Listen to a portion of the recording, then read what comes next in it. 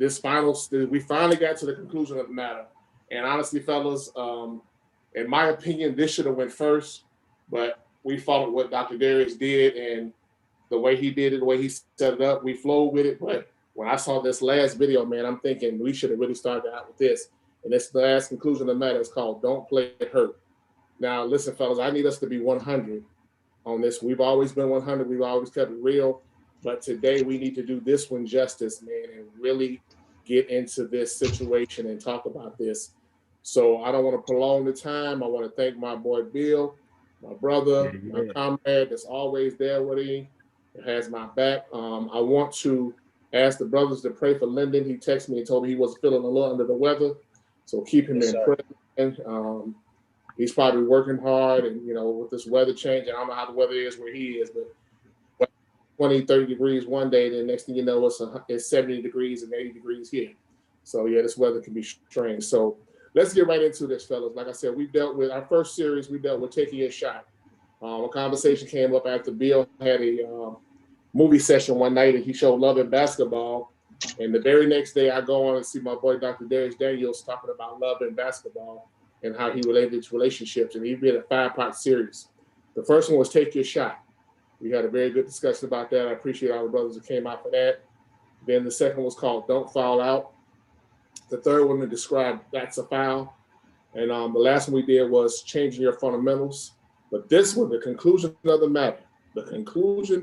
the matter is don't play hurt. If you watch the video, I need a couple of fellas just kind of chime in and tell me what they think don't play hurt means. And everybody don't be shy, because my MO, I will call you out. So I want to appreciate Brother Antoine for coming and joining us. Appreciate you, bro. Anybody else is coming up to join us, so let's roll. Who's first? Let's see, that's how we're going to do this. Don't play hurt, fellas. What does that mean to you? I'll start it out. I think don't play hurt really means make sure before you go into a relationship or even try to pursue somebody that you have dealt with the hurt, and you've gotten yourself at least on the path to being healed. I mean, we might not always be fully healed, but at least we're on the path to healing, to where we're not letting that hurt that we had with somebody else affect your dealing with this new person, because that's the last thing anybody ever wants. You know what I mean? Mm-hmm.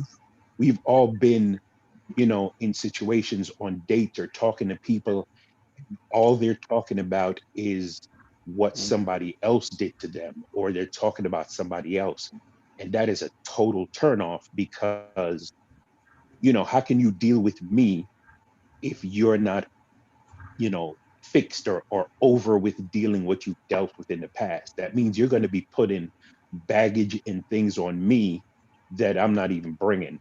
That's somebody else's baggage. You got to deal with them first before you can come to me. So I think that's the biggest part of that, of saying don't play hurt. Okay. Roger that. Let me get somebody else. Who's next? Gene, can I go? Of course you can, sir. Thank you, sir. Picking up where Myron was, I totally agree with everything he said. I think also we have to recognize, especially those of us that are older, we have some underlying hurt that typically won't even come out till you get in a relationship.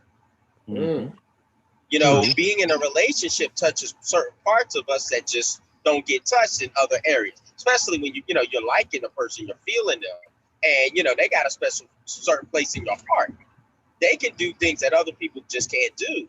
So you got to recognize that it might be an air bubble down there somewhere, and that's okay. You got to recognize they may have an air bubble and be willing to deal with it when it comes up. I know the term is don't play hurt, but we also don't play with your hurts. Recognize, hey, I'm hurt here, but I'm not going to linger. I'm going to deal with it. When it pops up, I'm going to jump on it immediately.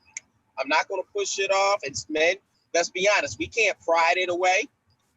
We got to, deal with it, attack it, and work through it. Some stuff, it may take a little longer. Some stuff we might be able to deal with the snap of our finger. But we got to deal with it. And Gene, you talk about it all the time. we got to get counseling.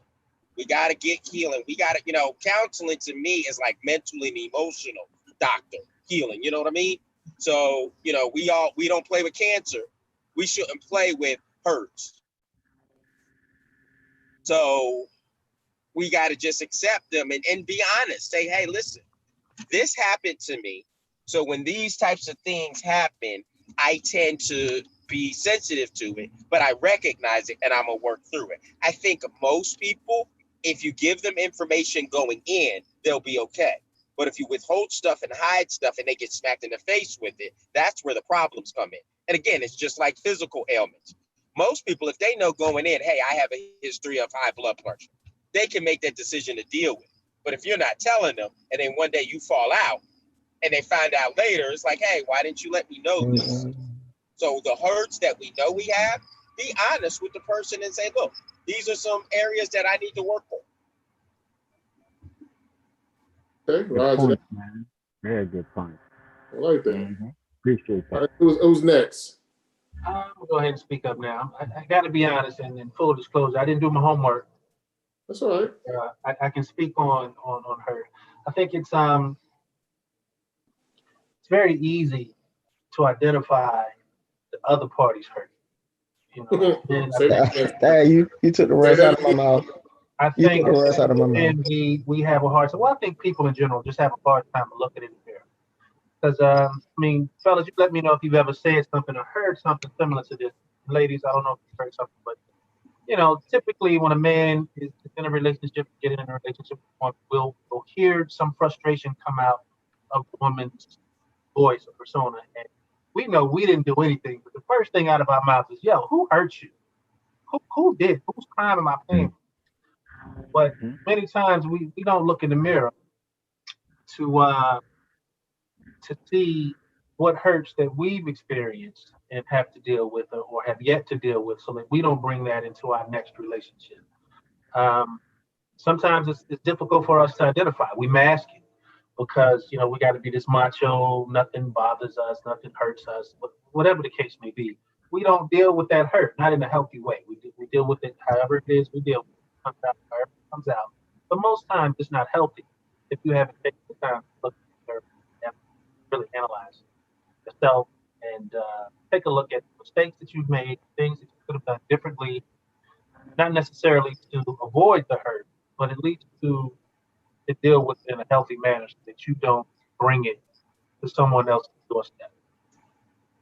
Right. It was something that you said that was very interesting,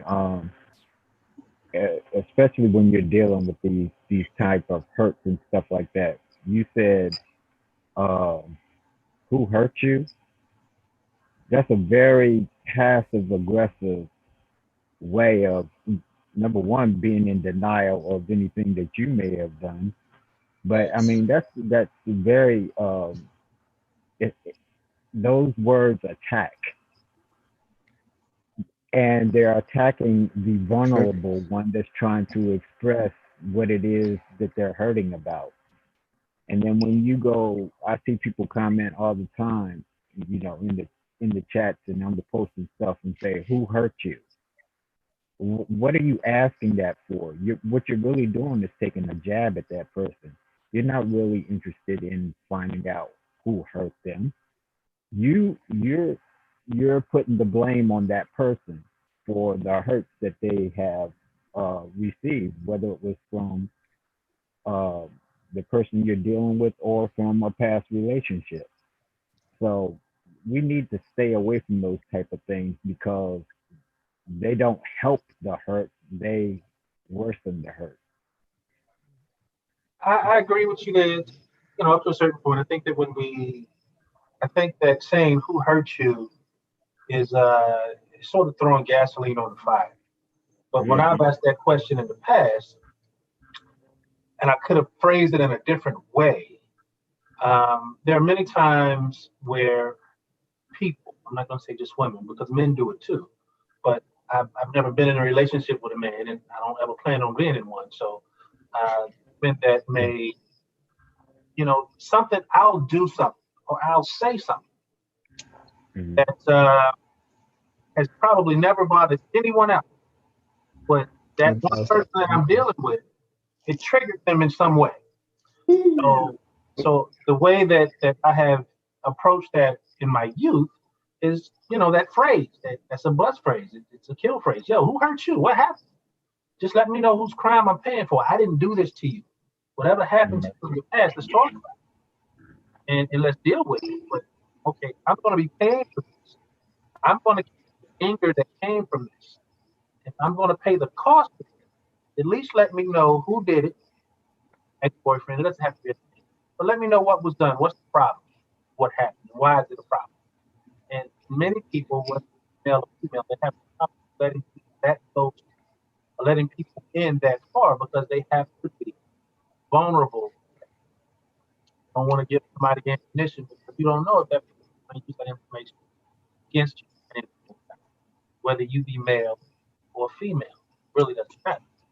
But as men, we have a habit, and I'm guilty myself of saying, "Yo, who hurt you?" And Bill, to your point, yes, sometimes that doesn't help. To phrase it that way doesn't help. It's Yeah, I think what you're really looking for anyway is what is it that hurt you? Yeah, exactly. Not yeah, not that you really care who it is, but when you say who, it attacks their picker mechanism. It makes it seem like, well, whoever you picked was uh dead ass wrong for you, but you're the one that picked them. It comes across. It may not have originally as a term been meant for that, but people use that as like a little cutthroat term now. Who hurt you? Like, I don't want to hear about your problems. Who hurt you? There's a whole attitude that comes with that now. So I think that it would be most beneficial if we just stayed away from that. And if you really want to know what the problem is that they might not be expressing forthrightly, what is it that's hurting you? Or how is it that I've hurt you? Or what is it that I did that triggered you? Or whatever it is. I stay away from the word trigger too, but you know, just get to the problem of what it is that their pain is, and instead of indirectly blaming their picker mechanism. Right. And I think part of the problem too is a lot of the times. Myra, go ahead and make your statement. After that, I think Antoine wants to say something. So after you make your statement, I want to hear from Antoine. New guy on the page. I think part of the problem too is when most of the times when that statement "who hurt you" is said, it's not genuine because they really don't want to know who. They don't want to know what. What they're just trying to say is, "You hurt. This is your fault. Don't put it on me. It's your pain that's the problem." You know what I mean? They're most of the time, they're not even trying to find out what it is. They're not trying to get to the heart of it. All they're trying to say is, listen, you're hurt. Stay away from me. You're hurt. It's just a straight up jab and pointing fingers and saying, you're hurt. You're a hurt person. You're poison, whatever. I don't need to deal with you. Because really, if you are talking to somebody that you care about and you want to know what's going on, you're not going to phrase it that way. You're going to kind of approach them in, a softer way and say, hey, I've noticed that, in these situations, it seems to be very, whatever, emotional or so, whatever. You would break it down in a smaller way. You wouldn't say to the person, who hurt you? Mm-hmm. Okay. Good point. Go ahead, well, Antoine. Let me say, young fella. well, I said good evening to all you guys. I'm sorry I didn't do my homework either. I was doing other type of homework for master's degree. So, but Rise. That's more beneficial. yeah, but I'm gonna go a different way. When it comes to don't play hurt. Um, I'm thinking like for us as men, also you have to think about when we're hurt. We have to also think about when we approach women, when we go to our approach with our confidence and how we present ourselves. We can show our hurts, or we can play with our hurt by how we approach our queens up here. So I said, I know for me, I know that's been something that I have been trying to work on because I've been hurt and been embarrassed before by women, but because of certain things. So my approach to when I want to pursue someone that I am very interested in, go that's a comes into play. Not saying that I'm not confident or not saying that we're not confident or anything like that. It's just that we also gotta take in the fact we gotta put that in play also to who not only how we approach but who we approach. So we I say yes we can't yes we should focus on the relationship once we get let's say once we are talking to that woman that we're interested in, but we got to also don't forget about before that, and we have to talk about us how we approach that before we get to that level, and we have to understand that we can't play her before we even say hello to Miss Such and Such. How you doing? Before we even say that, before we even look at her, before we even put her in her thoughts, we also got to we got to take that into account also. We don't never take that part. I said, I'm not gonna say never. We rarely take that part into account to where before we even try to get the number or before we even say hello, we play hurt before we even do that also, just by our appearance. So we also have to take that into account also. Cool. Cool. Let me do something real quick. There was something. If you had a chance to see the promo, it was an amazing promo. Shout out to Rob for that Oscar-winning promo, man. It was amazing. Listen, there was something that was very unique about the promo, and me and him kind of put our collective minds together for that. I kind of gave him some nuggets, and he ran with them. Michael Jordan and Isaiah Thomas, man, these good dudes are beasts. I mean, these are phenomenal players in the game, man, and they would have played. They're the type of individuals that would play the game for free. The thing that I wanted, the reason why I wanted him to put those two in the promo is because they love the game so much they were willing to play hurt.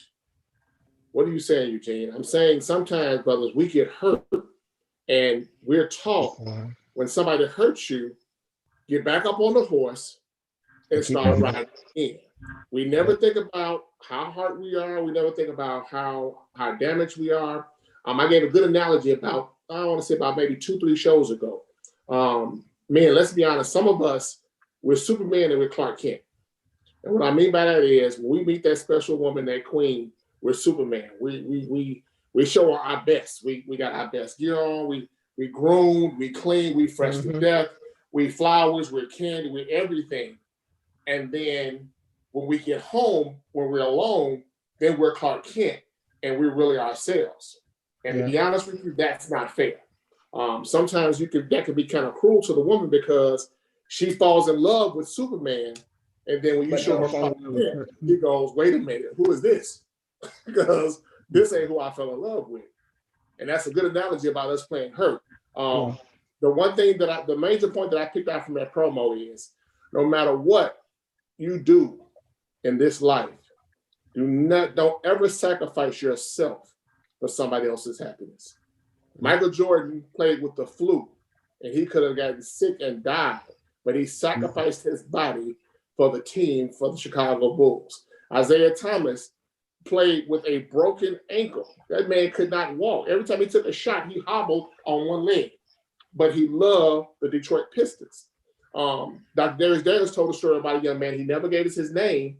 This guy, not only did he play hurt with a bad hip, his sister died during the playoffs. This dude kept playing. Everything that was going on, he should have started being home with his family. And his sister was gone, and he kept playing because he was more dedicated to playing the game to its fullest. But then the game showed him what they thought of him when they released him after the season was over with. So how does that relate to relationships, fellas? Sometimes, and it's happened to us all, if we tell the truth, we played this game hurt. And when we really realized how hurt we were, and then the relationship turned toxic, I'm not going to say toxic, but the relationship ended, the first thing we did was we got angry because we want to know what happened. But the reality is you set yourself up for failure because you went in there trying to be Superman. Right. You went in there trying to be a hero when you should have just went there and been Eugene, Bill, Antoine, Michael, Myron, Ren, Cecil. You should have just been yourself. And what ends up happening is when you're not yourself, you're playing hurt. And here's the thing that people don't understand. In basketball, that's a physical injury. But a relationship, that's an emotional injury. And what you do with a physical injury, you can put a Band-Aid on it, you can wrap up, and you can put a splint on it, you can take some medication to stop the pain, and you can take a cortisone shot. You can try to play through it. But when it's emotional, somewhere down the line, it's going to show. And that's on, and I'm gonna say this in Linden fashion, that's on both gender sides. Because it happens with the ladies too. Mm-hmm. They play hurt, but they say they're not hurt. Like, Ren made a good observation, like, who hurt you? I wouldn't ask that. My thing is, whatever happened to you, let's try to talk about it, work through it. And if I can do something to help you with that healing process, I will. But understand this, I'm not that. I'm not the cat that did that. And just like on both sides of the gender roles, fellas, we sometimes, unbeknownst, and then sometimes we know it, we let, I think Bill said it, the word trigger. We let people do things that trigger us. Mm-hmm. And then you wonder, like, she probably never knew anything about, like, for instance, the word whatever wrecks my soul. Like, if I hear a woman say whatever, it does something to me because that translates to F you. When I hear a woman say whatever, it means F you. When I say it means F you. When I hear it, it sets me off. Or if I hear a woman say, I'm straight, and she texts you back and you be like, babe, how was your day today? I was thinking about you, blah, blah, blah. Now you get back, I'm straight. That's another trigger for me, like, because in the past, hearing those two things made me go, wait a minute. And it was always followed with some negative behavior. So my question is Eugene playing hurt because those things trigger him? No, it's just something I need to deal with. So that's what I want us to talk about tonight. What is your injury? Yeah, there we go. What is your injury, fellas? And I want y'all to be 100% honest. What is your injury that you playing with? And don't tell, and be honest, because this is the fellas talking. Yeah, the ladies might be watching, fellas, but let's pretend like they're not watching, and let's keep it 100 like we always do. Okay. What injury first? I'll start first. And I'm gonna be totally candid and honest. And one of my triggers is my height. Okay. It's to me, and this is my opinion, but it said a lot of times on TV, the attractive man or the desirable man is tall, dark, and handsome. I'm not tall. I'm 5'2". I'm 150 pounds soaking wet. I'm somewhat handsome. I mean, I ain't saying I'm ugly. I'm somewhat handsome. Sabotage yourself, bro. No, I'm being honest. I'm just being honest. Truth, but don't sabotage yourself. No. I'm not sabotaging myself. I'm telling you what my thoughts. Okay. And I say I'm dark, which I like that part. So I'm 2 out of the 3. But that 33% is a trigger. Because I have been embarrassed plenty of times to where I pursued a woman. I let her know, it's like, look, I'm not this tall guy. I say, yes, I'm a nice guy, blah, blah, blah, but 5'2", we're looking eye to eye. I hope you're okay with that. That's it's fine. I like short men, you cute, blah, blah, blah. I said, okay, cool. I ask him again. I said, are you sure? She's like, it's fine. I won't wear high heels. That's my trigger. because I tell her, it's like, well, you don't like short. It's like, look, you be yourself. I was like, wear high heels. I want you to be. Let's say if we go out or we go somewhere and it requires heels or whatever the case may be, you go and you be who you are. I want you to be your prettiest self you be. So that means if you have to wear some stilettos, that's fine with me. I'm cool with that.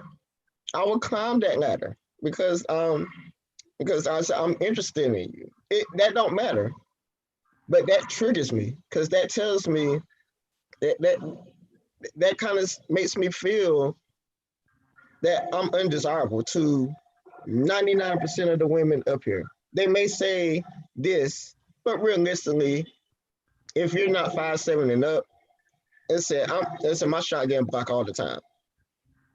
And see, and that's my mindset, which I know is possibly not true for the most part. But that's something that really kind of gets me going. That's really something that really make me second guess myself or say, oh, I want to pursue her, but I don't know, man. She might like me, but hey, if I come up to her, she might look at me but like, nah, bro. And said, nah, let's say find you some height juice or something and keep on moving. She may not say that, but her mannerisms, her look, even the way she smiled, just all that stuff, those things trigger me. So like I said, that's one thing that really triggers me and really bothers me the most. You know, Okay. All right. Anybody else? Give me some of y'all. Give me some things that you know that you when you're playing a game, you're playing hurt, but you try to not deal with that. See, we're not doing that. That's what we're not doing tonight. Yeah, we're not gonna be I'm quiet. sorry, can I add one more thing to it? Hey, I'm just trying to be respectful, but I got some. Okay, go ahead, Cecil. For me, my biggest trigger is being blamed for something I didn't do. You know, I was hearing what Ren was saying earlier, and I have those same experiences. I agree with Bill, though. I've learned to not use the wording "who hurt you." But my concern is, how we get to this? Like, why am I being, punished for a crime or a sin that another dude did? And I understand the hurt because there are things that women have done to me that when my next relationships, I'm like, oh, I ain't going through that again. I liken it unto what I call the black van effect. Mm. God forbid a kid who's walking down the street, a black van pulls up and kidnaps him. He's taken away, but the authorities, they track it down, they find him, they get him back to his parents, everything's fine. But for a while, every time that kid sees a black van, it's like, oh, not this again. I think we all go through that. We start seeing things and it's like, not this again. Especially those of us that's been divorced or in serious, long-term relationships, it's like that went south really bad. It's like, I ain't going through that again. I think most people, if they were truly honest with themselves, have that sensitivity to certain scenarios, certain words, certain attitudes. Like you said earlier, Gene, when you hear whatever, or I'm fine, or, you're like, here we go again. I have a couple of those. And so when I see some of those actions, those antennas go up. But I have to be mature and say, she's not the last one. She's not. Yeah. She's not my ex-wife. She's not my ex-girlfriend. Cecil, that's your mind. Mm-hmm. Bring it back down to where she's on that clean slate. I think all of us have to be mindful of doing that. We have triggers, but we can't let the triggers have us. We have to consciously work through that. We have to intentionally work on the things that, jade us. Brother Antoine, can I share some words with you, brother? Oh, go speak, brother. As a 5'4" man, I have determined to not let my vehicle, my car, define me. Bottom line is, we are not just physical beings. We are spiritual and soul beings. The parts of us that are most important are the parts that cannot be seen. Everybody on this call that drives understands that you are not your car. Bill told me, so I'm gonna use him as an example. Bill is who he is, his physical self, but he has a car or a truck that he drives. He gets in it, he gets out of it. That vehicle is to take him from point A to B. Whether you're 5'2" or 2'4", don't let that define you. You are so much more. And the parts that are most important will last for all eternity. Yeah. Your wisdom, your intelligence, your confidence, your boldness, your skills, talents, and everything else. Own the room. When you step out there, everybody else is just as human as you are. You let them know that. Yeah. Good point, man. And that's some good things that you said within your point that Dr. Daniels talked about, which is don't ignore your injuries, right? We have to acknowledge the injury because if you don't deal with the injuries, sooner or later the injuries will deal with you. And his second point dealing with don't ignore your injuries is improving our relationships requires us to address our injuries. It's requiring us. A lot of times, we attract, even when we're hurt and we think that we've gotten over somebody or something or whatever, we find, and we're looking for another relationship and everything, we find people that are attracted to people that we think can deal with that hurt that we have, right? Or solve it in some type of way. And a lot of times we're disappointed because we want somebody else to heal us when we should be working in healing ourselves. But so that messes with our picker mechanism because we're playing hurt. And instead of finding somebody that you might want to deal with that's aligned with your purpose, you appear trying to pick somebody that can deal with your past pain. And that's not their job, and that's not fair to them. So we have to be mindful of that. And then goes on into the next point about there are like injuries that's on the court and off the court. You wanna talk about that real quick? Yeah, most definitely. Fellas, it goes back to relationship, basketball being a physical injury and relationships being emotional. Most of us end up messing up our relationships because of injuries that have happened off the court. And what that means is you're basically hurting yourself by allowing something that happened in your past to dictate what's happening now. A lot of fellas, let's keep it 100. A lot of fellas, especially if you feel like you've done everything right in a relationship, a lot of us want to figure out, we always want to know why. Why did this happen? Why, what went wrong? Like, could I have done something better? And what happens is you spend so much time worrying about what happened. You worry about the negative things, but think about the benefits. Because imagine if, like Bill said, something very powerful. Imagine that this person is not lined up with your purpose in life. And you're so busy trying to hold on to this individual, and they really serve you no purpose. So sometimes you have to analyze, did I really lose anything by this relationship ending? Like, what did I lose? Did I lose anything, or did I gain something? Did I gain? Here's something that my pastor says, Pastor John, he says it all the time. He says, did I get the lesson out of what happened?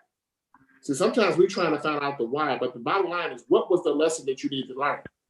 Sometimes a lot of things that happen off the court, you have to be careful, because what ends up happening is you take injuries from somebody else and bring them into your new relationship, and then you have injuries on the court, which means now you're hurting the person that you're building a new relationship with now. And sometimes you do it awarely, and sometimes you do it unawarely. But the bottom line is you still do it, and it's not fair. Just like Rian said something very powerful, like, who hurt you? Like I don't understand. Like, why am I paying for what the other man did? But here's the problem. You're not paying for what another man did. That individual has not done the work to heal. She's not paying for what your ex did to you. You just haven't done the work you needed to do to heal. That off-court injury, for instance, perfect example. Man, thank you, Jesus. The movie Just Right. He got hurt on the court.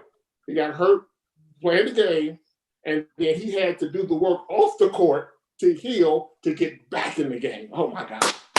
That's what I'm talking about. He had to do the work, and it was painful. It's painful, fellas. When you start really looking in the mirror and dealing with your injuries, it's a painful situation, because you have to be honest. Yeah.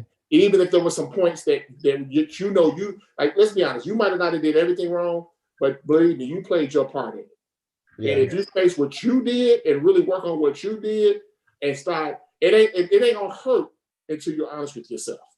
Because remember the movie, what Queen Latifah tell him, she said, listen, it's gonna hurt in the beginning. That just means it's healing.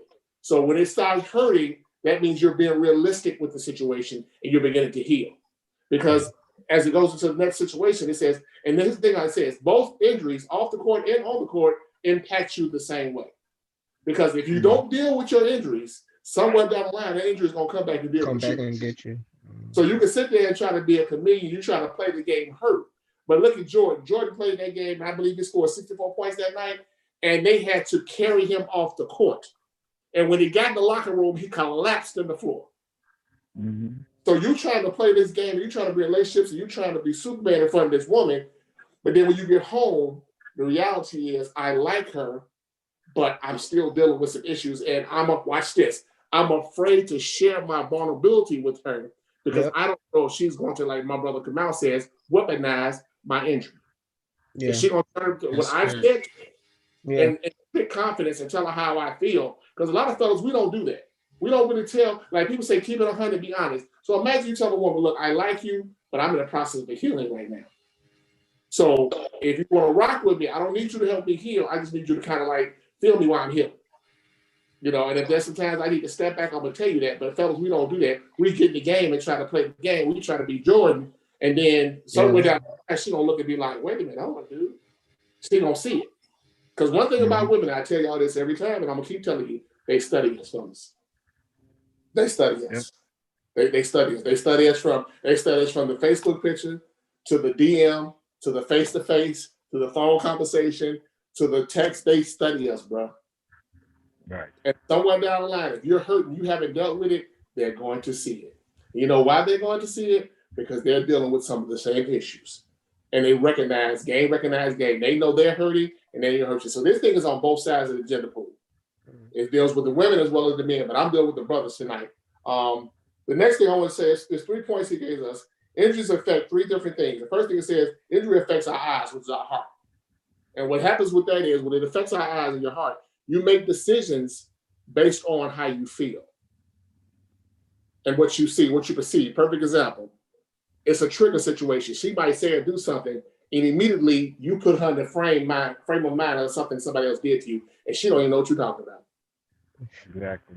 She don't have to do what you're talking about. Yep. It perverts our perspective. She said something sweet and nice, but you like, wait a minute.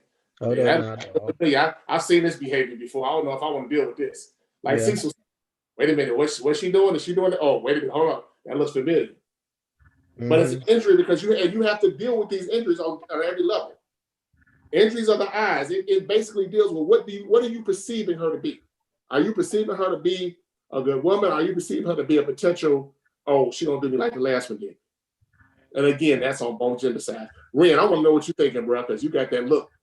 I got to look, man. I just, I believe that if you're going to love, you need to love as if you have never been hurt before in your past. That's the only way. Yeah. And I know there was a post made in the group a while ago, and I agreed with it up until a certain point, but then I disagreed with some of it. There was in my mind, there's some stuff that you're gonna have to get over at some point in order to move forward. Not you. And a lot of the getting over it part is, I guess, how it's presented to you, depending upon how you receive communication, how you perceive certain words. But the bottom line is, I was taught that if I don't get what I want out of a certain situation in life, it's my own fault. Because either I didn't do something to get it, I didn't learn how to, whatever the case may be, I didn't learn how to maneuver through that situation to have it turn out the way I wanted or needed it to turn out. There was something else I needed to learn. There was something I needed to do. There was some thought process I needed to go through. Maybe I needed to get out of my feelings. Because when it comes to making a decision, your feelings really don't have that much to do with it, or really shouldn't have that much to do with it. We're talking about a thought process. We're talking about using your mind, using your thought process. And sometimes you just got to get out of your feelings, and regardless of how you feel about it, have to make a conscious decision, a concerted effort to do what's best for you or what's best for y'all in whatever situation you're discussing. I just I got a problem with I got a problem with getting in my own way. You know, you have to identify. Again, it goes back to looking into the mirror. You have to know yourself. You have to have knowledge of self, and you have to be able to identify what you have problems with, and admit your stuff. And sometimes people are going to say stuff to you. Okay, excuse me, I'm sorry. Forget how I feel about it. It doesn't matter how what you're saying has merit. It has value. It is true. You're right. I do need to get over it. It might take me some time to get over it.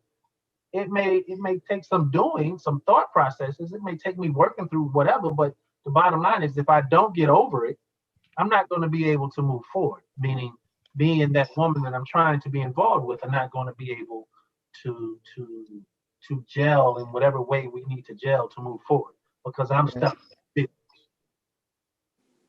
I gotta learn how to get over it. And that's the statement I made. If you don't deal with your injuries are gonna deal with you.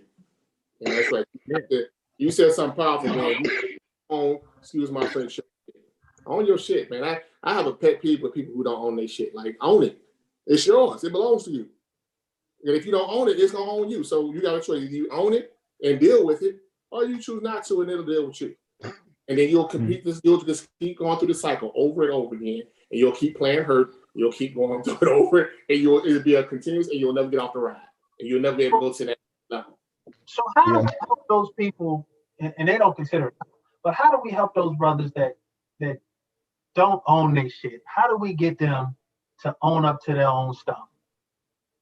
If I'm one of those people, let's just say I'm a narcissist. Everything is somebody else's fault. How do you get that person to look in the mirror and own their own shit? Well, you can possibly use these 3 ways that he's talking about with emotional injury. You can explain to them exactly how injuries affect our eyes or how it perverts our perspective on things, right?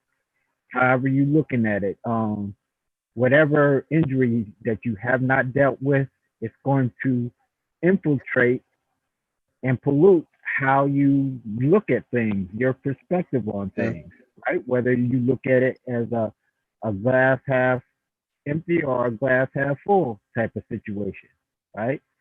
Also, the next thing he talks about how injuries affect our ears, right? Because it actually puts a filter on people's ears and it traps the positive and allows the negative. So what happens is the positive can't get through or can't be processed, like you were talking about. There's some things that you may have to process.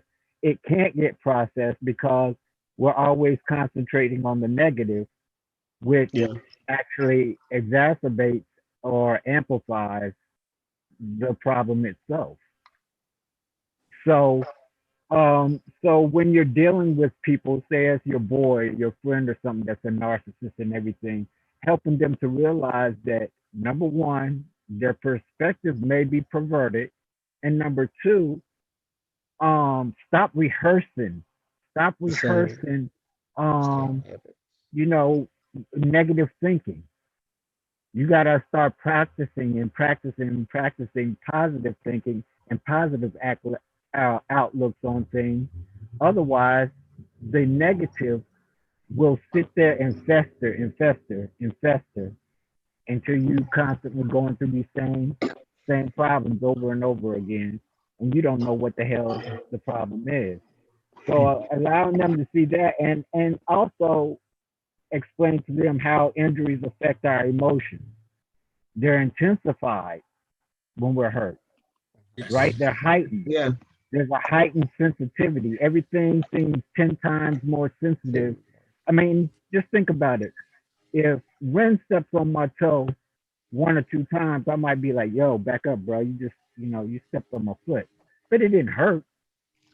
But if I keep having to remind him on the 25th time that he stepped on my toe, not only am I offended at him because he ain't listened to me the 24 times before, but my toe is now It's starting to sensitive hurt. and sore. Mm-hmm. So you can just barely graze up against it, man. And now I'm ready to fight because now you done messed up my Jordan and my toe is hurt. So our emotions are heightened and sensitive if we don't deal with these hurts in the past. So explaining that might help, man. Well, I think Go ahead, I, Sean. Go ahead, bro. Because I gotta address that narcissistic behavior. I'm sorry. And that was some great words from both of you guys. I'm gonna say, I guess I'll keep it simple. The easy part is the is the result, and we have to remind our brothers, like especially in that situation, and even ourselves, that the hard part is the process, and we have to be strong enough to endure the process. Like I said, with positivity. Like I said, we have to take that negative and turn it into a positive. Or I would even say this: we have to embrace the negative so we can take it as a learning experience, and put it in our toolbox to say, okay, this is what this negative happened to me. Okay, here's some of the tools that I need to do to turn this negative into a positive. So we have to, like I say, like we have to understand that the process is the hardest part, and we have to endure that process. If we don't endure the process, we will never be healed.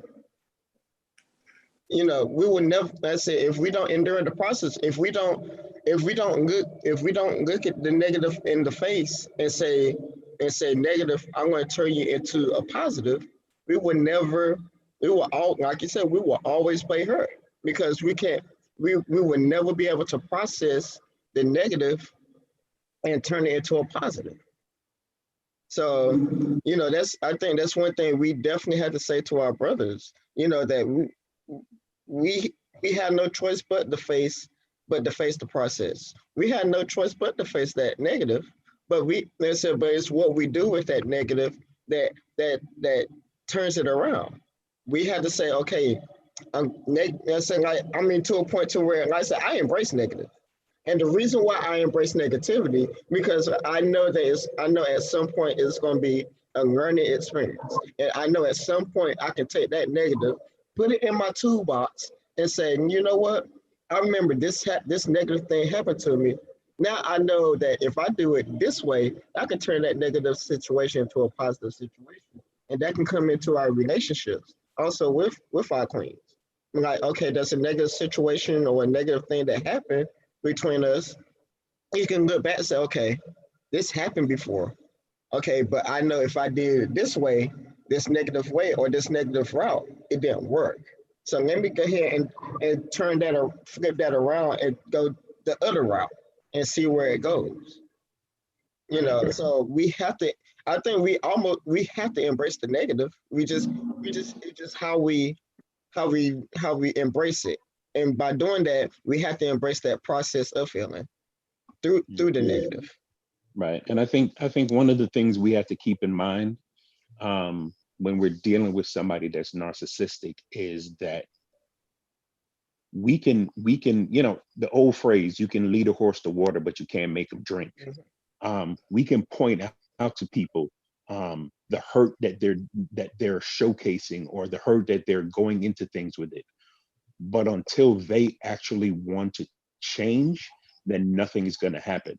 And what we need to do is we need to not um, get so frustrated with them, because you're showing somebody something and it's something that you can see so clearly, but they can't see it. There's going to be times that they're not going to see it, and we have to Mhm. be careful that we don't get so frustrated that we take on that negativity ourselves and we start showing their hurt, or we start showing you know ill effects from having to deal with the person and trying to show them.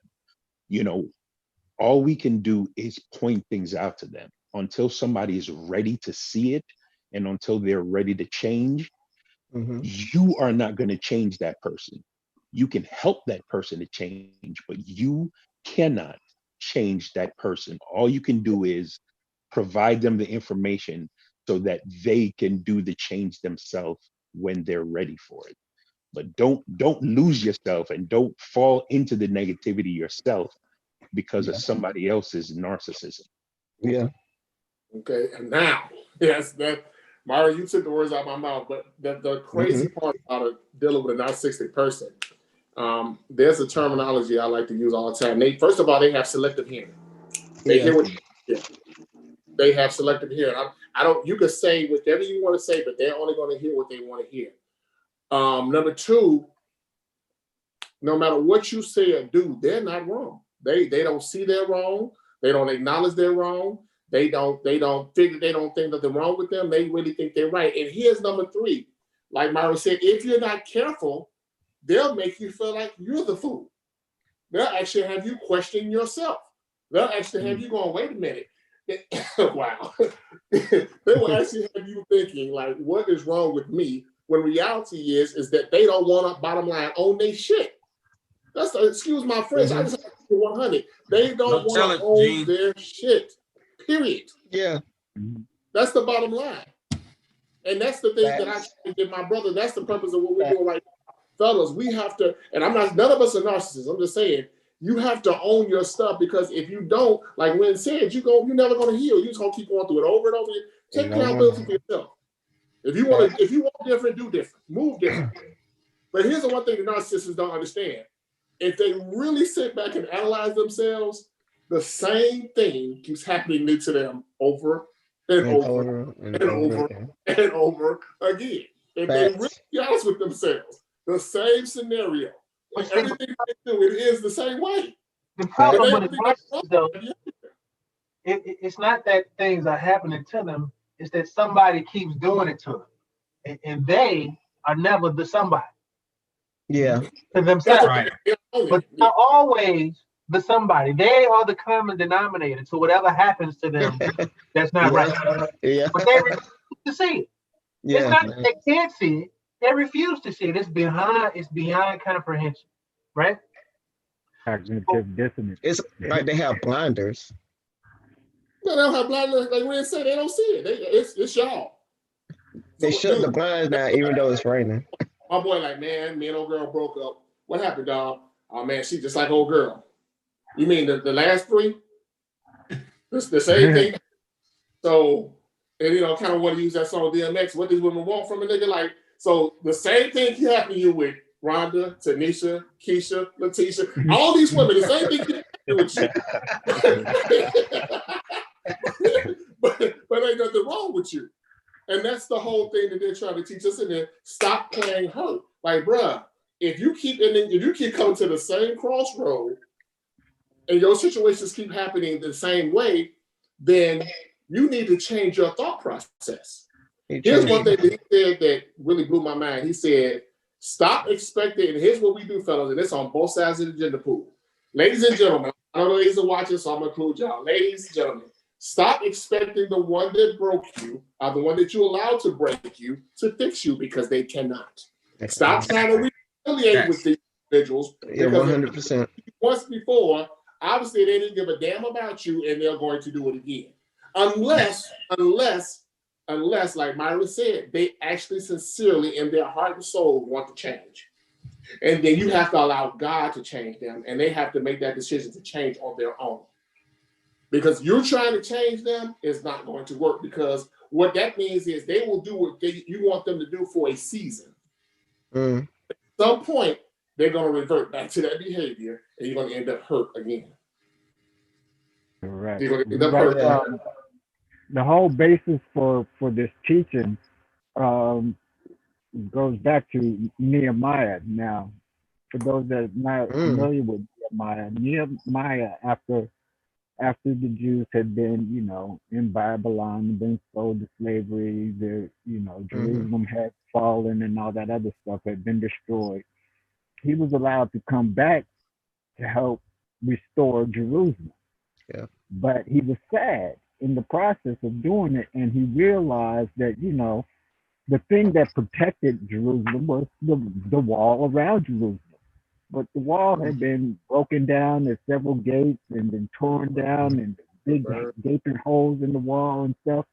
And he looked at it and he was like, I can't rebuild the kingdom like this. Yeah. I basically have to start over. So, So from scratch. he rebuilt the wall and the gates that went around Jerusalem in order to, before they can really even start to rebuild Jerusalem itself, because the wall protects the kingdom, right? Mhm. So he had to break all of that old wall down and the broken stuff down and everything. He couldn't really use that material. He had to, otherwise, you build something new on top of that crumbling foundation, and your wall isn't as secure as you thought it was.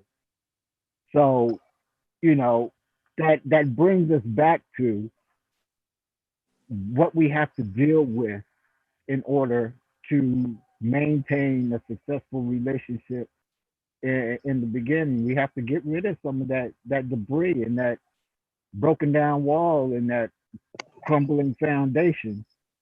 Deal with that, and then you'll be able to rebuild on something more sturdy and successful.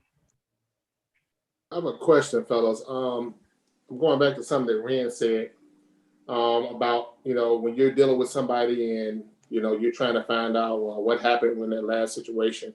He made a very Dr. Darius Daniels made a very good point. He said sometimes, and this is really blew my mind. I said some people don't have a communication issue because a lot of people say, well, we can't communicate, we can't talk. There's a breakdown in communication, but he said sometimes it's not a communication issue; it's an entry issue. Mhm. Like you're really not dealing with what's going on with you, and it doesn't allow you to communicate effectively. It's not really Yeah. communication; it's that you haven't dealt with your injury. You haven't dealt with you. So the one thing that I really want us as individuals to do, men and women, I want us to just really be honest and say to ourselves, "Hey, you know, what do I need to fix? What do I need to do better?" So, like Rand said, when I meet this queen, this young lady, and we're supposed to be gelling, that we can actually gel without any issues. Because I say this all the time: there are two types of relationships. There's a symbiotic relationship where you're gelling and everything is grooving and y'all, coming together, and there's a parasitic, which means either they're taking from you or you're taking from them, but it's not a joint thing. It's not, you guys are really not joining. So my thing is, it's like we got to stop wasting time. We got to stop, and it behooves you as an individual to deal with yourself and to deal with your hurts and to get past yourself. Rand, I appreciate you saying something when you said get out of your own way, because I'm guilty of that in the past. I've gotten my own way. There were things that I should have said and things that I should have done when I was dealing with a situation, and I didn't, because I thought maybe that person would change or the situation would change. But had I put my foot down and done what I should have done at that appointed time, then things might have moved differently. So yeah, I had to get past. So I had to learn how to get past myself and really deal with, hey, there's some absolutes and there's some things I'm just not gonna tolerate. So, if this is the way you move it, then I'm gonna have to move away, because why put myself in a situation to be hurt? Or why put myself in a situation that's not conducive for me and that's not healthy for me? Mhm. It's not always about playing hurt. Sometimes you can put yourself in a situation where you could be completely healed and you're good, but that other person is hurt. Now watch this. I'm tired of what Rand said, but their narcissistic behavior will make you think maybe I'm not healed. When actually you are healed, but you just attached yourself to somebody who has not done the work. All right. They didn't do the work. You did the work. They didn't do the work, and you attached yourself to it. Now you're looking at yourself like, now you're starting to doubt your abilities. You start to doubt your place and the work that you've done to that point. Mhm. Mm. And Michael, how, Yeah. how do you feel about some of this stuff? Let's get your opinion in here real quick. Mike, can you speak? He kind of in the dark. Michael Chief. Oh, okay. I don't think he's He moving might around. be. He might not be near his phone. He doing something right now. Look like All He right. sleep. top flight security of the world, Learn Craig. how to play space. All right. Well, anybody else What was can your jump question, in. Bill? What was your No, question, I was bro? just asking. I was just asking his opinion on anything that we might have covered. right now. You know how Um, my it's working. Gene, I'd like to talk about something. Go ahead, Cecil. One thing I'm picking up with all of this, and also adding to the experiences I've had in life, these are matters of the mind. You know, when it comes to a narcissist, they have their issues are in their mind, in their perception of life, in their perception of reality. For all of us, our experiences, matters of our mind and our memories. There's a book I read years ago called Battlefield of the Mind by Joyce Myers. Excellent.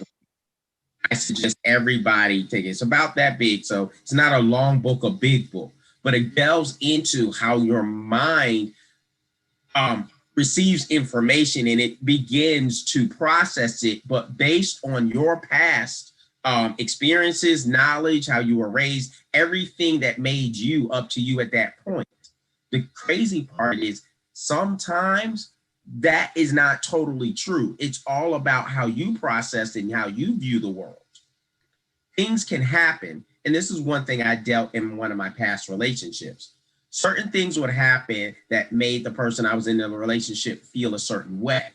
And while their feelings were true, their interpretation of the circumstance was not. And I had to constantly work with them and talk to them that, yes, I respect that you feel afraid or you feel offended or you feel upset about this. So those feelings are valid and I acknowledge those. But that's not what's really going on. That's not what I'm doing. Because they would accuse me a lot of certain things because, again, their past experiences. But I had to let them know that that's not my motivation. My motivation in this circumstance is this, and this. And once they trusted me and I was able to break down to them why I did certain things or why I was looking at certain things, then those circumstances and situations totally changed. And I believe that's normal and natural for a lot of people, but we have to be willing to dive into those tough conversations and even be open and vulnerable about ourselves as to why we do stuff. Because a lot of the things in our minds will take a situation and it will warp it. It's called cognitive dissonance. Yeah. People's circumstance fights against their reality, fights against what they were raised to, fights against what they're talking.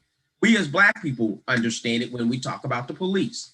You take a white person that grew up in a white neighborhood, a white environment, and didn't see a lot of Black people, they watch something on the news, they automatically assume the Black person was wrong because the police are great and the police are wonderful. And Jimmy Bob, policeman down the street, he would never do anything wrong. That's their experience. Where we know, we get stopped and frisked. It's two different worlds, it's two different experiences. But their mind has built up something that police are all innocent.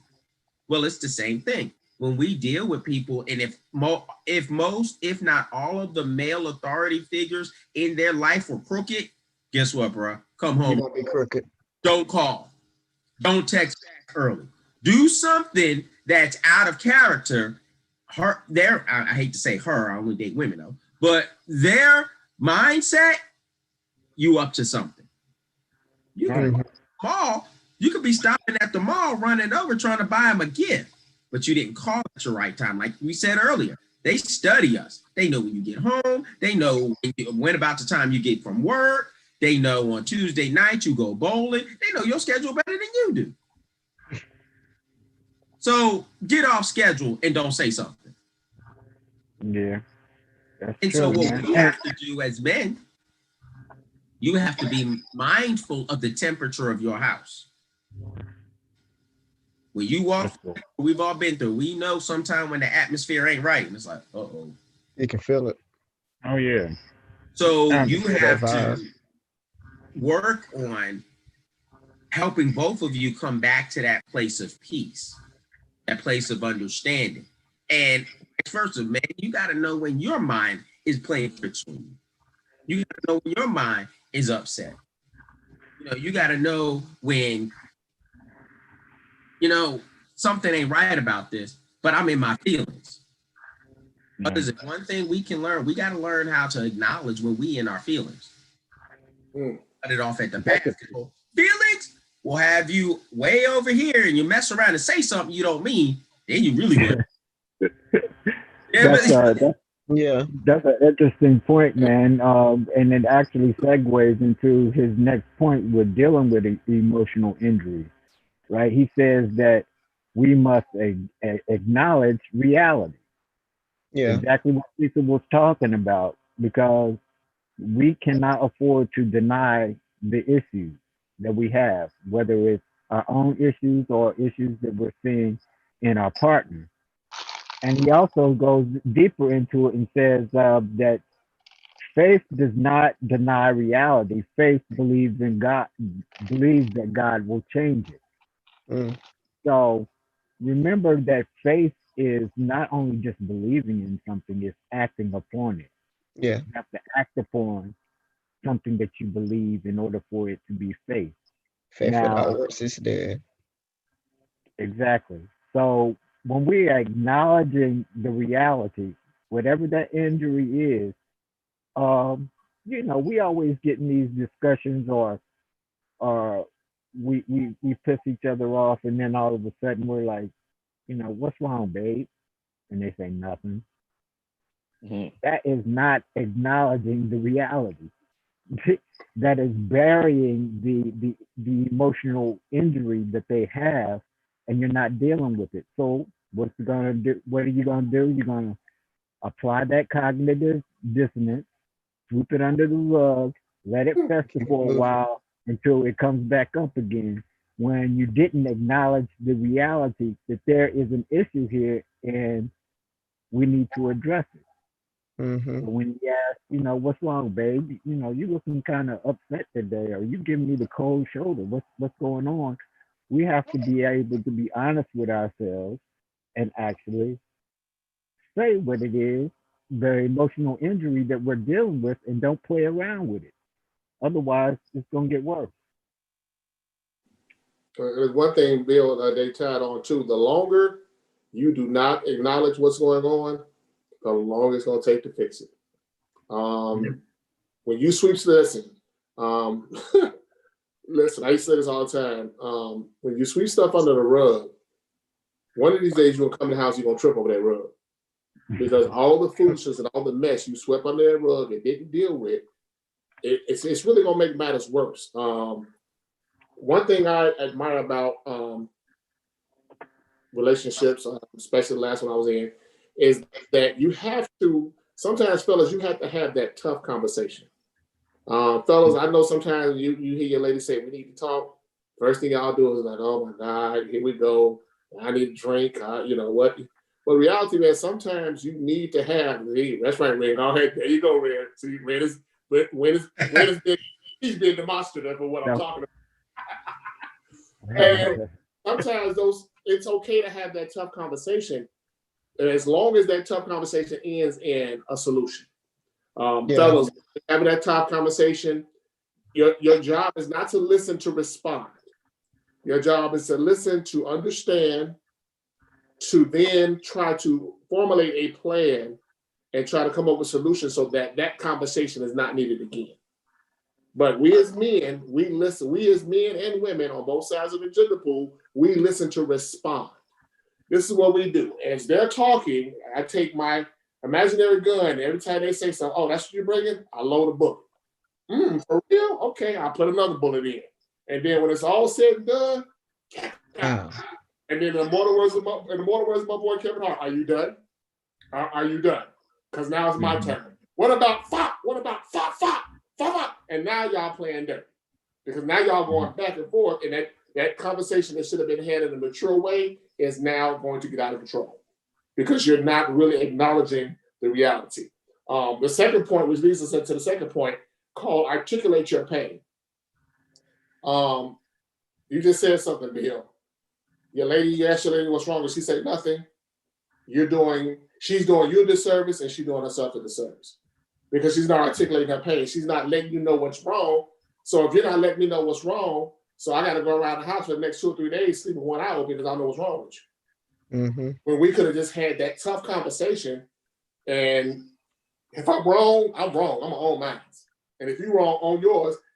And even if we have to hash out some things, and sometimes you have to do what's called a timeout, have a discussion, and maybe you won't get everything done that night, and let's say, okay, baby, let's table this. Let's table this and come back to it tomorrow. But trying to argue, going back and forth, and allow her, or allow him, you know, if y'all in a relationship, let your woman articulate her pain. Ladies, let your man articulate his pain. Let him explain to you what happened. Don't try to cut him off. Well, baby, I ain't like, well, what about you? Stop bringing up what he did to you. Or stop bringing up what she did to you. When she's articulating her pain, fellas, listen to her. So you'll be amazed, fellas, take it from me. You will be amazed how far you can get a relationship if you would just shut up and listen. Allow her to articulate her pain. Yeah. Like, for real talk. I'm not saying be no punk, but just listen to her. Sometimes they just want you to, man, listen. There have been some situations where if you would just listen, that conversation won't last as long as it do. But the last thing you want, and listen attentively. Don't give her that look, because they, again, fellas, they study us. So she can tell if you're really paying attention, are you really interested in what she's saying. Mm-hmm. And it's just like Dr. Dave said, it's, you know, when you articulate your pain, God knows if you're really being honest with him, like, okay, God, this is how I feel about this. You know, I got to be honest with you. This is he already knows how you feel. He just wants you to say it. Most of the time, women know how you feel. They just want you to tell them what you feel. Be honest about your injury. Talk to them about it, and then work it out. The third point he made was assess the damage. Sometimes our relationships that have a bump in the road are not over with. They're not over with. Sometimes you hit a bump in the road and you have to assess the damage and try to figure out, okay, if this relationship ends today, what is my perceived loss? What did I lose, and then what did I actually lose? Because sometimes we like, oh man, she's the best thing in the world that happened to me, and blah, blah, blah. But was she the best thing that happened to you, or you the best thing that happened to her? Did you make the relationship, or did she make the relationship, or did y'all make the relationship? You got to really try to figure out, did I really lose something by this situation ending? Because sometimes we as men, and everybody might not flow with what I'm about to say, but sometimes we as men, we're trying to blame ourselves, like, what did I do? Like, I don't understand, like, why she just up and just say it was over with. I don't know what I didn't cheat on her. I didn't, you know, I hear on some slick stuff, like I'm keeping 100 with her, like what's going on? But the reality is there might be some things in her that she's not being honest with you about, that she hasn't dealt with. And she got to the point where if I don't end this now, if I don't deal with this now, it's going to turn around and hurt him. So would that be so your perceived loss is that I lost a good woman, but the actual loss is she set you free so you can be happy with somebody else. Because she's not the one. She wasn't the one for you.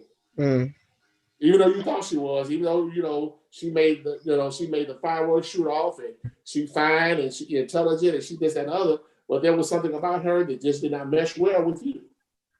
Because at some point, just like I said, at some point, you can only hide your injuries for so long, and eventually they're going to show up and they're going to rise.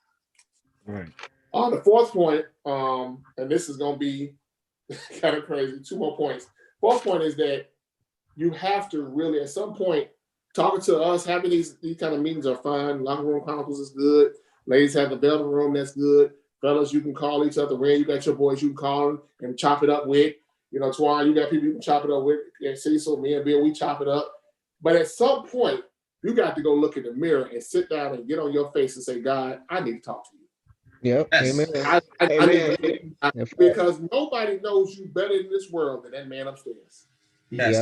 Yep. And here's the funny thing, and don't try to be slick. Just say, you know what, God, man, look, I don't know what went wrong. Take me to the woodshed. I don't know. Can you please tell me why I went wrong? And if I did something, please show me. And that's a powerful statement. Has any man ever said, God, show me? And that wasn't a cute picture. Real. Yeah. It wasn't a couple months ago. It wasn't cute, was it? Because I did the same thing. And I'll be honest with you, fellas, I'm going to be transparent as hell. One day I asked the Lord to show me, and I spent 2 hours in my living room floor on my face crying. Because he showed me. Because he showed me, and I was like, wow, I didn't even know that. Because when we think we're doing the right thing, or we think we're flowing right, we really weren't. There was some unchecked things and some damaging things on us that we didn't deal with.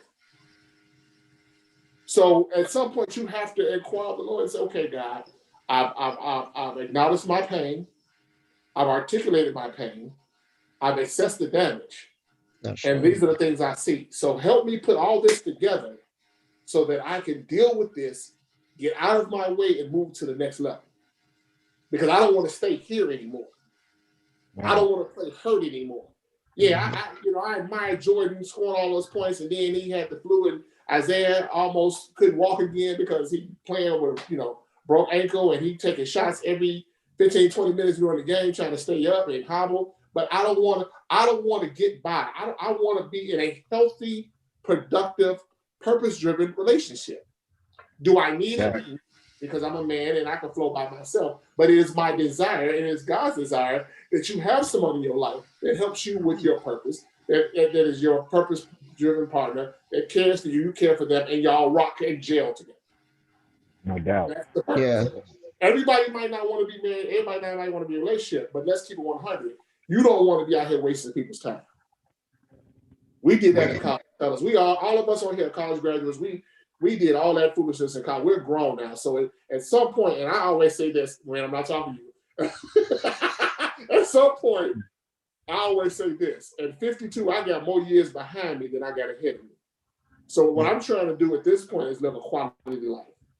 I'm trying to be healthy. I'm trying to be emotionally healthy, physically healthy, spiritually healthy, emotionally healthy, sexually healthy, emotionally. I want to be healthy all the way around. And last but not least, this is the part that I'm gonna lose some of y'all, and this is what my purpose is with this. Me and Bill, we say this all the time. At some point, you might need to go get some additional help. Ooh, it's quiet. Oh, Jesus, it got quiet. Yeah. No. It got quiet because your boy. Now, God can heal it all, but ask yourself a question: why did He give therapists and counselors and psychiatrists the tools to help you with stuff? And here's the funny part, y'all. I go to therapy. You know what? The therapist doesn't do anything but let me talk my problems out in front of her. That's basically what happens. I'm talking to her, we're going back and forth. She said, why do you think this happened? And all of a sudden I go, wait a minute. It makes sense now. And I've had quite a few aha moments in counseling. Because she did you have to hear yourself say? She didn't sprinkle no dust on me. She just sat there and listened to me. And that goes back to my point as far as having that difficult and that strong conversation with your mate, with your teammate.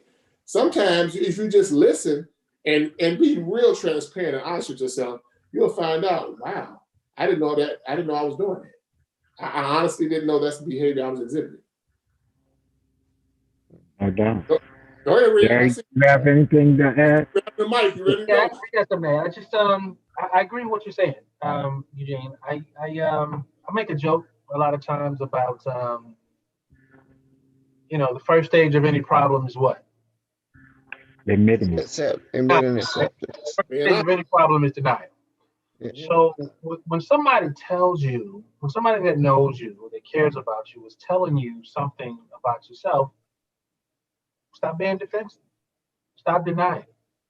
Because chances are, even though it might not be true all the time, and even though you might not see it, it's probably true because they see it. They wouldn't waste their breath telling you if that's not what they're seeing. So go ahead and accept it. Okay? That's the second stage of a problem. First stage is denial. Second stage you move on to is acceptance.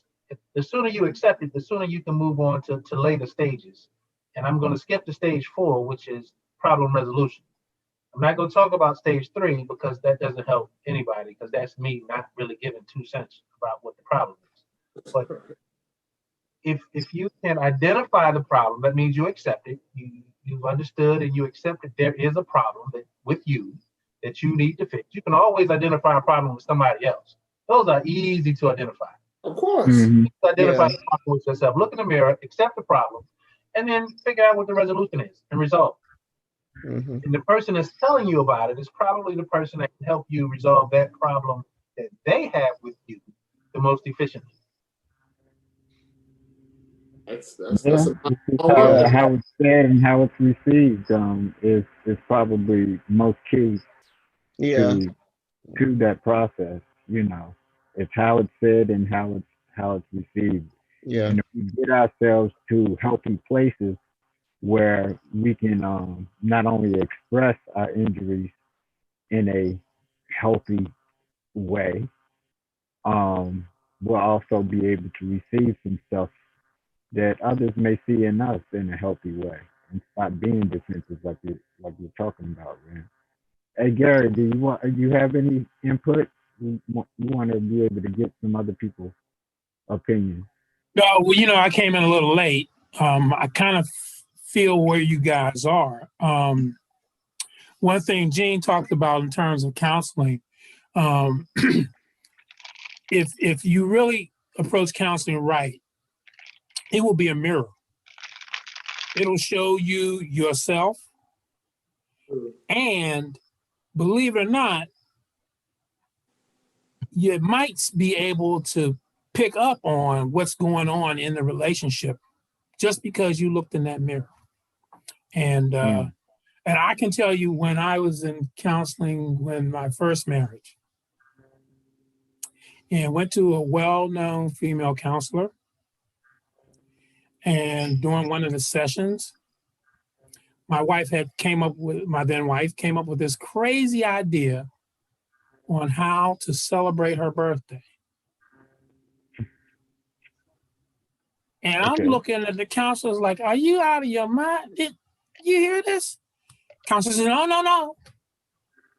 Take her up on it. I roll my eyes. I'm like, oh, okay. So we go, and of course, the evening goes more like I thought it was going to go than, it certainly wasn't the way she wanted to celebrate her birthday, which I knew, that was totally inconsistent. So we go back to the next session, and, it was an hour sessions. My ex-wife talked for the first 30 minutes, and then I talked for the second. So for the first 30 minutes, I got dragged.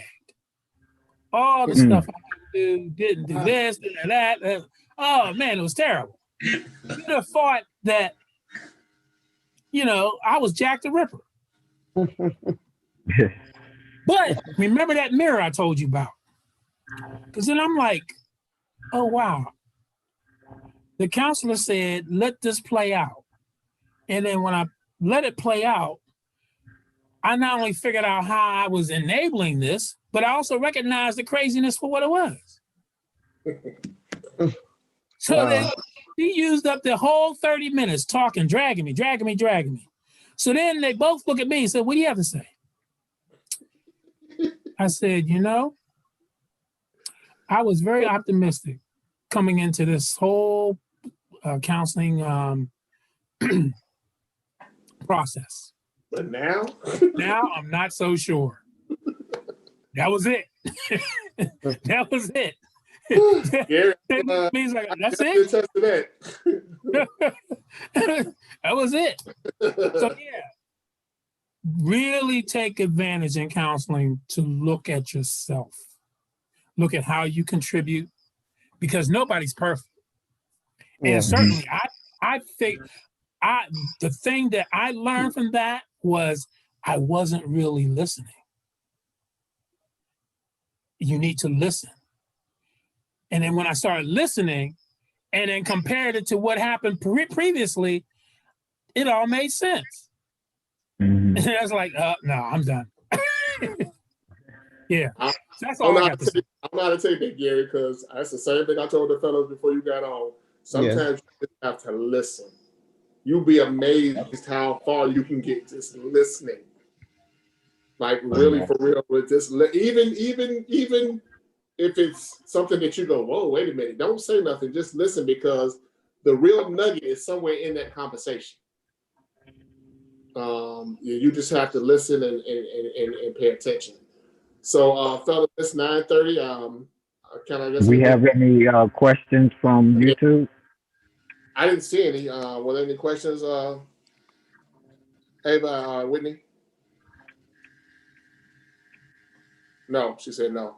Oh, well, that's interesting. We as men are trying to make sure that we don't play this thing hurt. Like I said at the beginning, Bill kind of started this series by playing the movie Love and Basketball, and the very next day, like I said, I went on and watched my boy, Dr. Darius Daniels.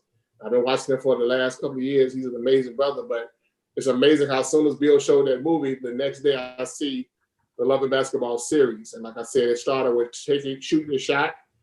Fellas, I just want to encourage you, shoot your shot. If there's somebody that you see, Antoine, I need your confidence level on 1,000. Regardless of God made you the way you are, and I need you to listen. I'm gonna quote. I'm a movie jest. I'm a movie buff. I love movies. I'm gonna quote a line from one of the movies, Barbershop. If Biggie can pull them, you can pull them. Yes. If Biggie can pull them, you can pull them, bro. Don't let nothing that God gave you hinder you from shooting your shot. Climb that mountain. Climb that mountain. Yes, sir. Antoine, remember, you pull them with your mind. Yeah, I will say this though. It wasn't the fact that, I mean, and I hear what all you guys say, and I will take it into consideration. It's not that. It's just that it's frustrating because it's like, how should I put it? It's like I'm going to take that shot.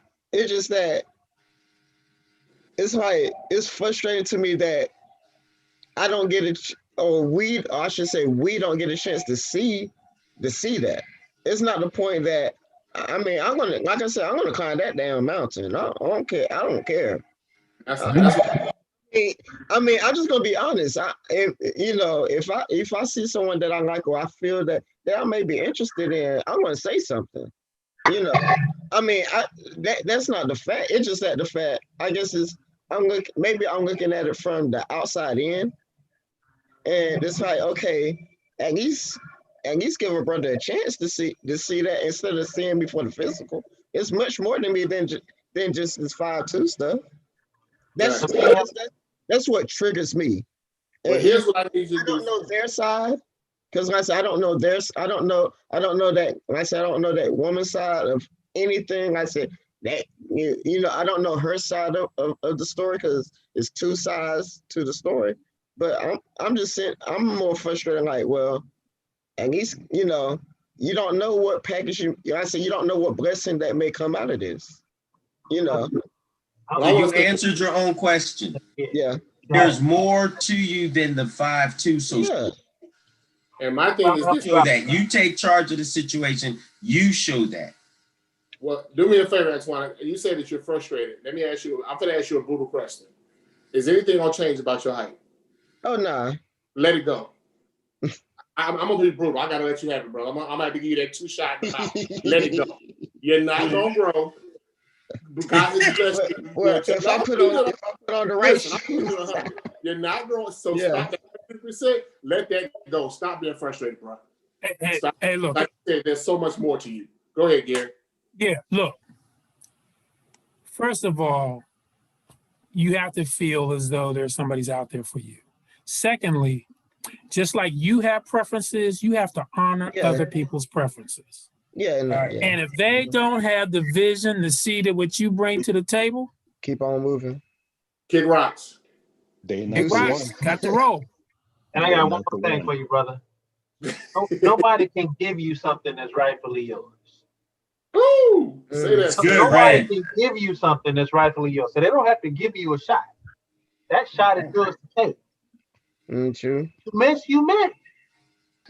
Next shot. It's all right. Yeah. Hold your hand up like this after you make it. There's plenty of ball. Right. Yeah. Have the memory of a cornerback. Oh, okay. Here we go. So yeah, No fellas, doubt. like I said, we take your shots. Don't fall out. Twan, don't fall out just because, like Rand said, the one for you, she gonna see you and be like, there he is. And you ain't have to take no shot. This shot, you ain't gonna have to say that, over your hey, how you doing? And that's gonna take care of it. Hey. Right.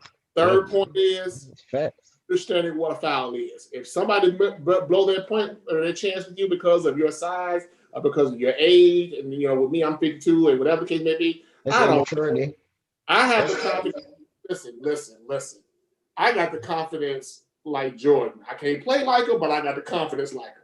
And trust me, I'm not that dude. Like, I know whatever I put my mind to, I'm in there. I don't care. Big, tall, fat, small, it don't matter. If I'm on it, I'm on it. Because when I walk in the room, I'm a king. When I walk in the room, Mufasa walked in the room. Simba walked in the room. Not Scar. I'm walking in the room stronger now. So you have to have confidence. So we're gonna shoot our shot. You're gonna make sure you don't foul out. You understand what a foul is. If what you're doing is not working, fellas, change your fundamentals. If it's not working for you, change. Something's wrong. Change the way you play the game.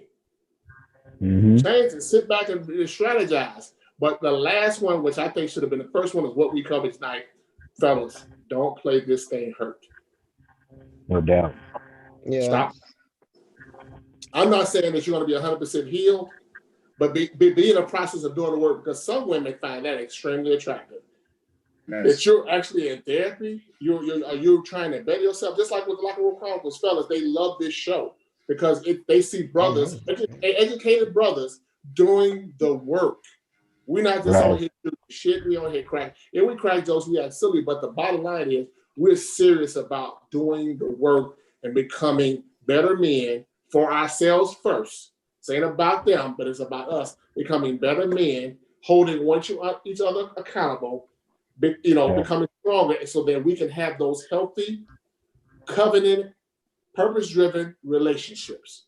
Not only with our potential wives, but with our children, our parents, our brothers, our fraternity brothers, our people we grew up with, our co-workers. It's not just about a relationship. It's the community. It's about we need to get back to the village mentality. I'm gonna say this and then we're gonna pray and take it home. There was a question that I seen, and it's not gonna be a rant, lady, so relax. There was a question I seen, and it says, do men hold their boys accountable if they either tempted to cheat or do they cheat? Yeah. Man. Yes, we do. Yeah. Yes, we do. Because the brother seeing another brother have a good woman, and then he do something stupid, and we don't say anything about it. Yeah, we hold each other accountable. Yes, we do. We tell them, dude, you stupid as hell, you dumb. And then what we do, we make it worse. So if they do cheat, do something wrong, don't come to me crying because we told you not to do it. We told you don't go down that road, but you did anyway. So yes, we not all of us, but mature brothers. Right, we hold each other accountable because we don't want to see nobody hurt. We ain't like, yeah, dog, go ahead and hit that. Ain't nobody gonna know. The devil is a lie. We hold each other accountable. Right. I can't speak for everybody, but I can speak for Eugene Coleman. And if Bill, I know Bill gonna call me and hold me accountable. I know he gonna call me. Linda gonna hold me accountable. Cecil, if I fall out, Cecil gonna trust me. These brothers on here, they're gonna hold me accountable, and I'm definitely gonna hold them accountable. Yeah, I'm gonna say you're mature. Growing. You're mature brothers. Right, growing, maturing, and becoming the men that we're supposed to be, so that we can do this thing right, fellas. So if anybody has nothing else to say, I'm gonna wrap it up with prayer. Then we're gonna go ahead and shut it down. But this is, that's how we're gonna do it. Everybody, all minds agree? One more question. One more question to all you brothers that I want you to answer for yourselves, not necessarily here. So the women that you get involved with in your next relationship, how is it that she can bring whatever it is she needs to bring to your attention? How should she bring that to your attention so that you understand it in the way that she needs you to understand it in order to fix whatever it is you need to fix? Not what she wants you to fix, but what you know you need to fix. How is it that she should bring that to your attention? Make sure you give her that piece of information. Roger that. That's good advice. And be open to what's said. That goes back to that strong conversation. Right. Good closing point. Good point. Bill, you got something before we shut it down? That's it, man. This has been an excellent chat, an excellent series. I'd like to thank all the brothers that's been popping in and out and following the series of Love and Basketball. I think we've learned a lot. We've covered a lot. I think the YouTube, the ladies on the other side have also learned a lot and appreciate the whole series. Appreciate it. We appreciate everybody and being open and sharing their feelings so that we can become better kings and queens for each other. Roger that. Appreciate y'all. Special shout out to my boy Lyndon. He normally would have been with us tonight again. He texted me, said he was feeling under the weather. So Lyndon, I'm sure if you watch this later on, man, we praying for you, brother. Pray that you feel better. Praying for you. Let me. Go ahead, bro. Were you saying something, Juan? I'm sorry. I was just saying to myself. I talk to myself sometimes too. I said, but I will say I do enjoy my first time being up here. I guess We as appreciate it, bro. up here, I enjoy that.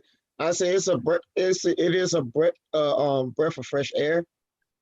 Because like I say, like I say, us as men, we do suppress stuff.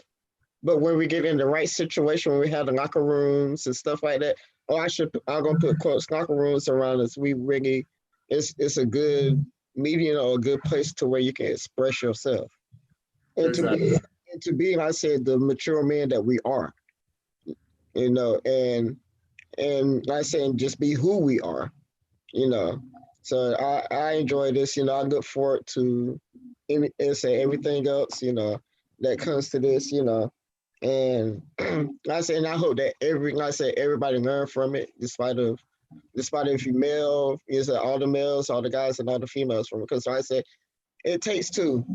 Like I said, even though it's men centered, you know, but like I said one thing I say, listen, Lisa and Coach Jam, I always say this when it comes to my relationships and stuff like that. I always tell her it takes two.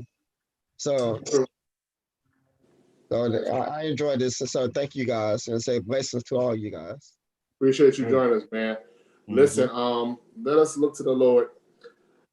Whew, dear Heavenly Father, we just want to thank you for the men that are here.